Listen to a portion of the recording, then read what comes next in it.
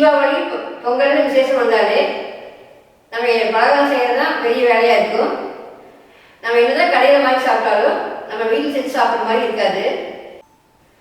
பொங்கல் ஸ்பெஷலாக ஒரு சூப்பரான ஒரு டேஸ்ட்டில் ஒரு அதிரசத்தை செய்ய போகிறேங்க. வாங்க எப்படி செய்யலான்னு பார்க்கலாம். அதிரசத்துக்கு தேவையான பொருள் என்னென்னு பார்க்கலாம் வாங்க. நான் வந்து பச்சரிசி எடுத்துக்கிறேங்க, மாவு பச்சரிசி. அது நீங்கள் கடையில் போனால் மாவு பச்சரிசின்னு கேட்கணும். அது 1 கிலோ எடுத்துக்கிறேங்க. 1 கிலோவுக்கு வந்து 3/4 கிலோ வெல்லைங்க. நான் உருண்டை வெல்லம் எடுத்துக்கலாம். நீங்கள் புது வெல்லமாக கேட்டு வாங்கிக்கோங்க கடையில். அது 20 ஏலக்காய் எடுத்துக்கிறேன்.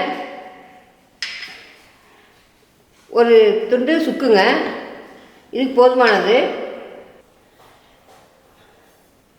முதல்ல பச்சரிசியை வந்துங்க தண்ணியில் ஊற வச்சிடலாம். நம்ம தண்ணி ஊற்றிடலாங்க.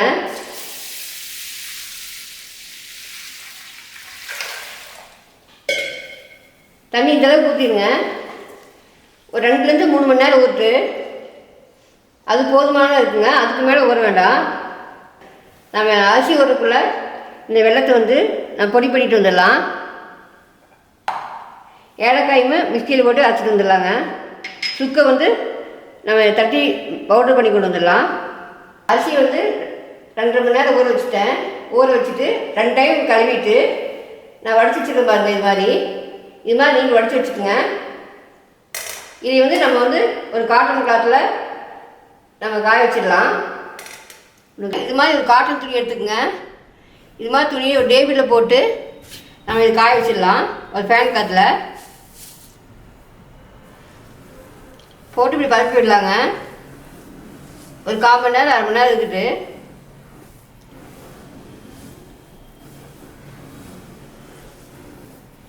அரை மணி நேரம் காஞ்சிருச்சு நிழலில்.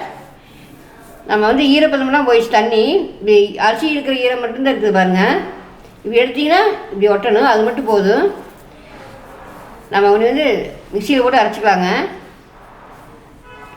மிக்சி ஜாரில் போட்டுக்கலாம். நீங்கள் மிக்சி ஜாரில் வந்து பாதி தான் போடணும், நிறைய போட்டு அரைக்கக்கூடாது. நீங்கள் பாதி போட்டு அரைச்சிக்குங்க. இந்த அரிசி வந்து நம்ம துணி போட்டு மூடிடலாம். நம்ம அடுத்து அரைக்கிற வரைக்கும் நம்ம அரிசியில் வந்து ஈரந்தான் ரொம்ப முக்கியம். இது மாதிரி சல்லடையில் சளிச்சுக்குங்க. நீங்கள் மிக்சி வந்து நல்லா நைஸாக அரைக்குது அப்படின்னா நீங்கள் சலிக்கவே வேண்டியதில்லை, அப்படியே கூட போட்டுக்கலாம். 1-2 அரிசி இருந்தால் என்ன பண்ணுறதுக்காக நான் சலிக்கிறேன்.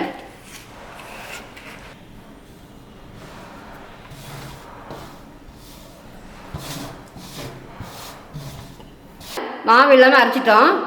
இதே மாதிரி பாத்திரத்தில் போட்டு இப்படி அமுத்தி விடுங்க மாவை. அப்போ தான் காயாமல் இருக்கும். நம்ம ஒரு தட்டு போட்டு மூடி வச்சிடலாங்க. நம்ம உடனே பாவு காய்ச்சிடலாம்.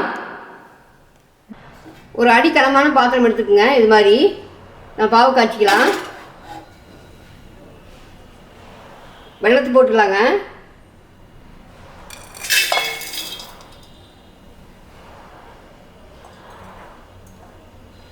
தண்ணி 1 டம்ளர் ஊற்றிக்கிறேன். நீங்கள் லைட்டாக முழுகிற அளவுக்கு ஊற்றினா போகுது. ரொம்ப ஊற்றினாலும் பயப்பட வேண்டியதில்லை. நம்ம பதம் வந்தோடனே எடுத்துக்கலாங்க. பாருங்கள், வெள்ளம் முழுகிற அளவுக்கு தண்ணி ஊற்றிக்கிறேன். தண்ணி வந்துருச்சு. நான் ஒரு 10 நிமிஷம் ஆச்சு கொதிச்சு. நம்ம அதுக்கடையில் ஒரு தட்டத்தில் தண்ணி ஊற்றி வச்சுக்கலாங்க. நான் பாகு எந்த அளவுக்கு பதம் வந்திருக்குன்னு பார்த்துக்கலாம்.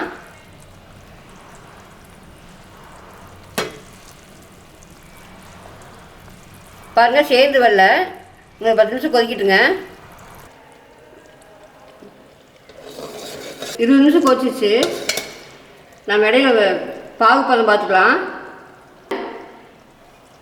இப்படி தக்காளி பழம் வந்துச்சு. இது கரெக்டான பதம் பாருங்கள். இந்தளவுக்கு வந்துச்சுன்னா நம்ம எடுத்து ஊற்றிடலாம். இது கரெக்டான பதங்க. ஆஃப் பண்ணிடலாம் அடுப்பை.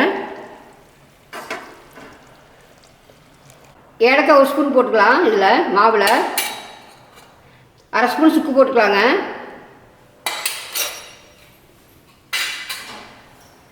இதில் கலந்து விட்டுடலாம்.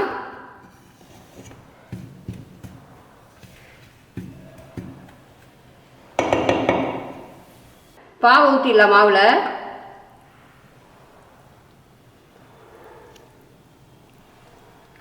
கிளறி விடலாங்க.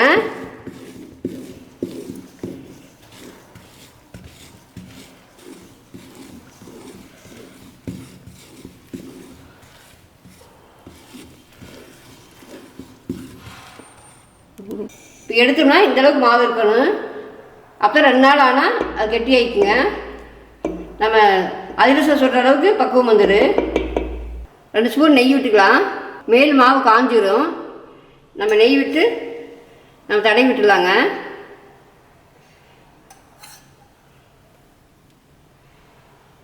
சூடு போகிற வரைக்கும் அந்த காட்டன் துணி போட்டு மூடி வச்சுருங்க. அதிரசம் மாவு ரெடி ஆயிடுச்சு. நம்ம பாவு காய்ச்சி ஊற்றி 2 நாள் வச்சுருந்தோம். 2 நாள் கழித்து இந்தளவுக்கு இருக்குது பாருங்கள். சாஃப்டாக இருக்குது பாருங்கள். இந்தளவு நீங்கள் வந்து 1 கிலோவுக்கு 3/4 கிலோ வெல்லம் போட்டு நான் சொன்ன மெத்தட்லேயும் செஞ்சிங்கன்னா நீங்கள் எந்த இதுவும் வேண்டியதில்லை. இதே மாதிரி பக்குவமாக வந்துடும். பாருங்கள், உருண்டை பிடிச்சா கரெக்டாக வருது பாருங்கள். இப்படி அமைச்சுனா வெடிப்பு இல்லாமல் இருக்குது பாருங்கள்.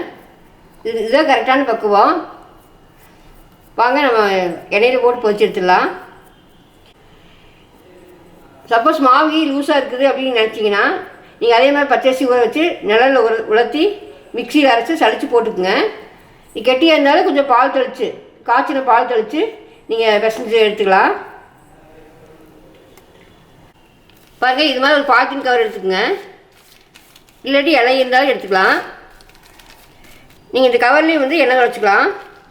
தொடச்சிட்டு நீங்கள் இது மாதிரி தட்டி போட்டுடலாங்க.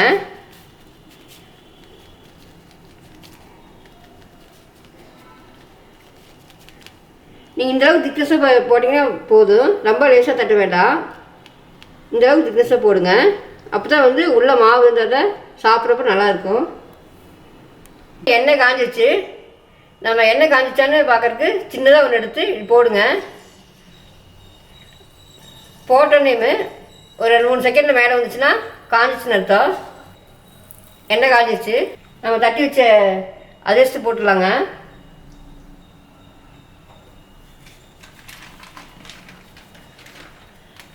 மெதுவாக போடுங்க எண்ணெயில் போடுறப்போ.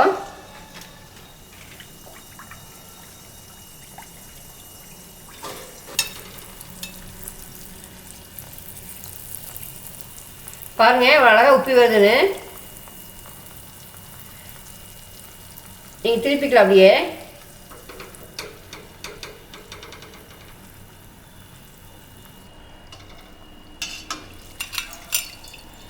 பாருங்கள், இது மாதிரி 2 செட்டுங்க வச்சு இப்படி அமுத்தி எடுத்துக்கலாம்.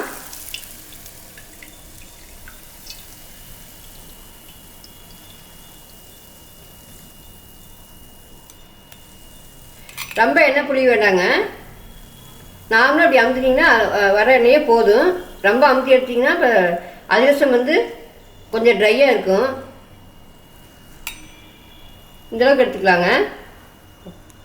அதிரசம் ரெடி ஆயிடுச்சு.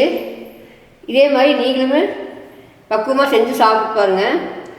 சாப்பிட்டு எப்படின்னு சொல்லுங்கள். நீங்கள் இதே மாதிரி செஞ்சு சாப்பிடுங்க. சாப்பிட்டு எப்படின்னு கமெண்ட் சொல்லுங்கள். நம்ம பிடிச்சதுன்னா நம்ம சேனல் சப்ஸ்கிரைப் பண்ணுங்கள், லைக் பண்ணுங்கள், ஃப்ரெண்ட்ஸுக்கெல்லாம் ஷேர் பண்ணி விடுங்க.